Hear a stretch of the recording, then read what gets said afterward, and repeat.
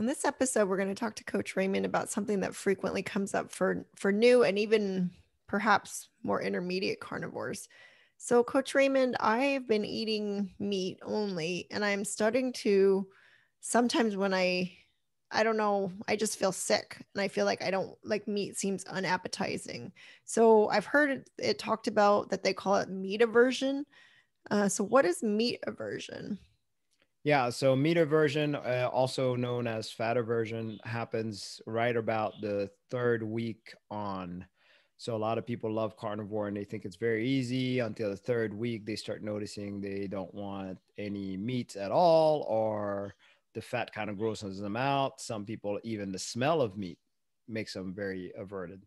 So during that stage, what happens is that we have to remember something. So going on the carnivore diet, we're eating a lot of meat, and that includes a lot of fat.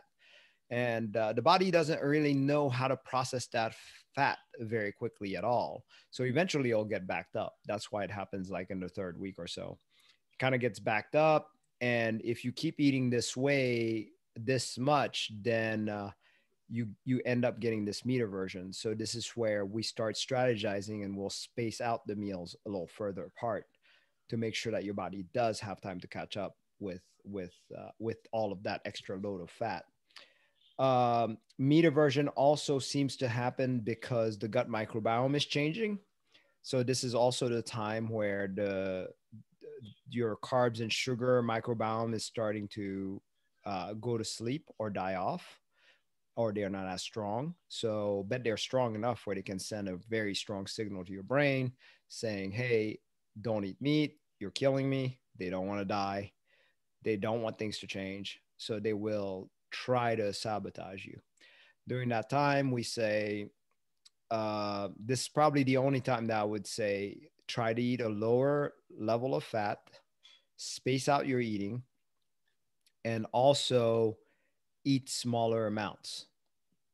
So let's say your meal is at 2 o'clock and you have a second meal at 4 o'clock or 6 o'clock. You would at 2 o'clock you would just take a little extra longer to eat, and you'd eat in a 30 minutes or an hour window if you wanted to, just by snacking until you finish your full meal.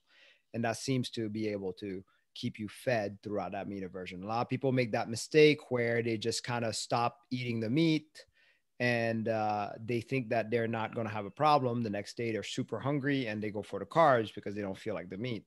So we also say be careful during that time. Make sure you're very vigilant and very disciplined enough to keep only meat in. Okay. And so you said that I could either space out a little bit or go a little leaner. Mhm. Because I remember this happening at the beginning of carnivore where that would happen. I would feel like kind of like the aversion, and then I would, eat something like super lean, like maybe like a can of tuna or something. Yes, good Because I'm one. like, oh, I'm not really feeling like steak or fatty, ground beef even. Right. And then I would end up like getting super hungry, and then I would have a craving and I would kind of break down and maybe cheat because I let myself get so low. So you said it's okay to go leaner, right? But not too lean. Yes, during that time, it's okay to go leaner. Yeah, I wouldn't say start eating filet mignon all day long, but leaner.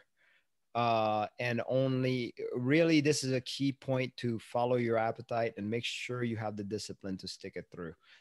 This one takes a little bit of willpower to get through, because you're gonna feel very low energy during that same time. So yay, low energy mixed with cravings, which mixed with aversion of meat. I mean, that's a perfect storm for failure. So just be aware. And really and honestly, some clients I talk to, and I just let them be aware of it, and they're like, oh, okay, I know exactly what to do. And they're able to handle it because they know to expect it. The worst thing that could happen is if you go into it not expecting this to happen. Mm, okay. All right. So just whatever I do, don't stop eating meat. Like That's right. just adjust so that I can not that I'll get through the aversion period then. Yes.